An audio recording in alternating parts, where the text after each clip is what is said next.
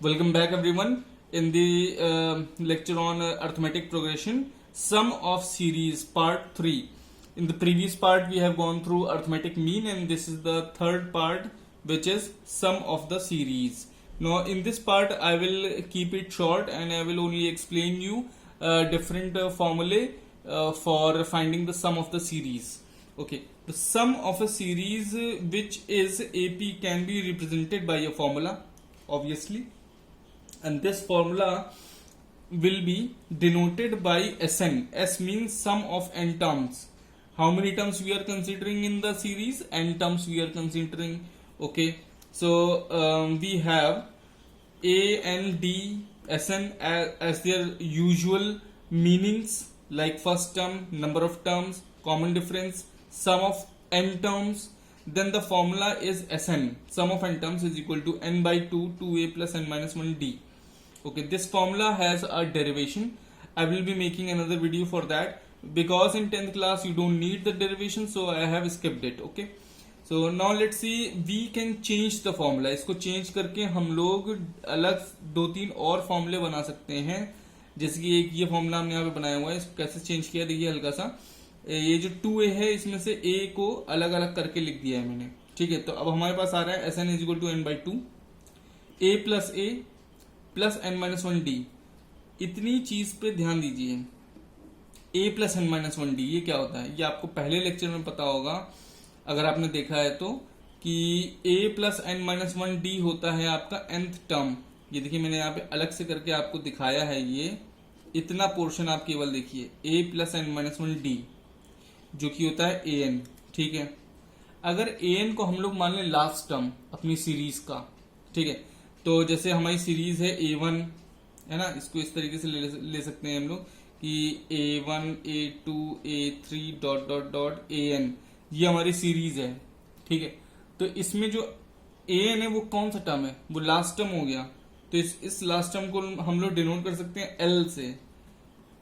an can also be written as l if it is the last term. अगर ये last term है series का तो इसको आप l से भी डिनोट कर सकते हैं. तो now if a is the first term and a is the last term, then the above formula can be transformed into n by 2 a plus l. l है लास्ट टर्म. तो जैसे कि एक बहुत ही यही तुरंत देख लेते हैं, एक छोटा सा क्वेश्चन है कि आपके पास एक सीरीज है जिसमें फर्स्ट टर्म है 2, लास्ट टर्म है उसका 98. देखिए फर्स्ट टर्म है 2 और 4, ऐसे सीरीज जा रही है, लास्ट टर्म है 98. तो इन सारे टर्म्स का सम बताइए. तो आप क्या करेंगे, आप होता है लास्ट टर्म 98 है, फर्स्ट टर्म 2, इन दोनों को ऐड करिए, a प्लस एल करिए, कितना आ गया, a प्लस एल आप करेंगे तो आपका आ जाएगा 100 और इसको n बाई 2 से डिवाइड कर दीजिए. अब आपको ये भी पता होना चाहिए कि ये कितने टर्म्स हैं, तो ये भी आपको पता चल जाएगा. 98 is equal to 2 plus n minus 1 into 2, तो ये हो जाएगा 96 upon 2 is equal to n minus 1, जो कि आ जाएगा 49 टर्म्स. तो ये हो जाएगा 49 बाई 2 इंटू 100 या 49 इंटू 50. ठीक है, तो इस तरीके से भी हम आंसर निकाल सकते हैं. और ये फॉर्मूला तो जनरल फॉर्मूला है ही, जिसको हम लोग बहुत ज्यादा यूज करने वाले हैं आगे. अच्छा, इसी के बाद हमने एक छोटा सा और रिजल्ट निकाल लिया है जो आगे काफी काम आएगा, कि नेचुरल नंबर्स को अगर आप ऐड करें, जैसे आपसे कोई कहते हैं कि 1 से लेकर के 10 तक के सबको ऐड कर दो, तो तुम कैसे ऐड करोगे. 1 प्लस 2 प्लस 3 प्लस 4, आप इनको ऐड करने की जगह एक फॉर्मूला होता है सिंपल सा, उसमें रख दीजिए. अच्छा, ये 1 2 3 4 ये क्या है, ये भी एक एपी है. ठीक है, तो इस एपी को हम लोग फॉर्मूले के थ्रू भी ऐड कर सकते हैं, और इस फॉर्मूले को हम लोग एक थोड़ा सा डिराइव करके छोटे फॉर्म में भी लिख सकते हैं. जैसे कि इस Sn के फॉर्मूले को देखो, ये है sum of first and natural number का formula. Sum of first natural number, तो 1 से लेकर के n तक के जो नंबर्स हैं उनको हम ऐड कर रहे हैं. तो a हमारा 1 हो गया, d हमारा 1 हो गया. ठीक है, तो हमने सिंपल फॉर्मूले में ओरिजिनल जो हमारा इंपेरिकल फॉर्मूला है सम का, उसमें रख दिया वैल्यूज को. ठीक है, तो हमें मिल गया ये formula n into n plus 1 by 2. तब अब देखिए अब आप, कि आपसे कोई कहे कि 1 से लेकर 10 तक के सारे नंबर्स को ऐड कर दो, तो तुम क्या करोगे, कितने टर्म्स ऐड करने हैं आपको, 1 2 3 4 5 6 7 8 9 10 टर्म्स हैं आपके पास.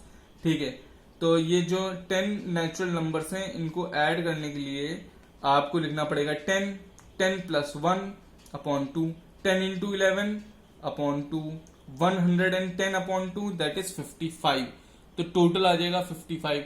इस तरीके से आप किन्हीं भी नंबर ऑफ नेचुरल नंबर्स को स्टार्टिंग फ्रॉम 1, याद रखिएगा स्टार्टिंग फ्रॉम 1 ऐड कर सकते हैं। अच्छा, इसी क्वेश्चन को हम लोग थोड़ा सा चेंज भी कर सकते हैं और हम लोग ये भी पता कर सकते हैं कि मान लीजिए हम नेचुरल नंबर्स ऐड करना चाहते हैं, लेकिन हम ऐड करना चाहते हैं नेचुरल नंबर्स को 25 से 50 तक ऐड करना चाहते हैं नेचुरल नंबर्स को। तो अब ये 1 से नहीं स्टार्ट हो रहा है, देखो 1 से 50 होता तो हम तुरंत यहां रख देते 50 प्लस 1/2। लेकिन ये क्वेश्चन जो है अब थोड़ा सा चेंज हो गया है। इसको हम लोग देखते हैं किसी पेज पे कि इस क्वेश्चन को हम लोग कैसे करेंगे।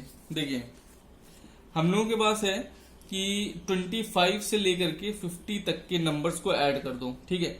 तो इस चीज को आप लोग ऐसे लिख सकते हैं, नेचुरल नंबर का सम अप टू 25। देखो 1 से लेकर के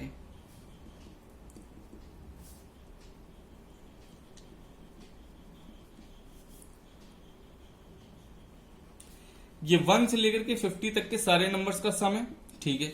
हम क्या कर सकते हैं कि हम 1 से लेकर के 24 तक का सारा सम निकाल लें, ठीक है। और 1 से लेकर के 50 तक का सारा सम निकाल लें, उसमें से 1 से 24 तक का सम हटा दें, तो हमें कहां से कहां तक का सम मिल जाएगा, 25 से 50 तक का सम मिल जाएगा। तो इस क्वेश्चन को आप ऐसे भी कर सकते हैं कि नेचुरल नंबर का सम 50 तक माइनस नेचुरल नंबर का सम 24 तक, वो आपको क्या दे देगा, नेचुरल नंबर का सम 25 से 50 तक, ठीक है। 25 से 50 तक के आपको नेचुरल नंबर का सम मिल जाएगा यहां पे, ठीक। या इसको आप ऐसे भी लिख सकते हैं कि नेचुरल नंबर का सम 25 से 50 तक आपको ये फॉर्मूला दे देगा। तो आपको इसमें क्या करना है कि बस नेचुरल नंबर सम 50 तक क्या होता है, 50 प्लस 1/2 माइनस 24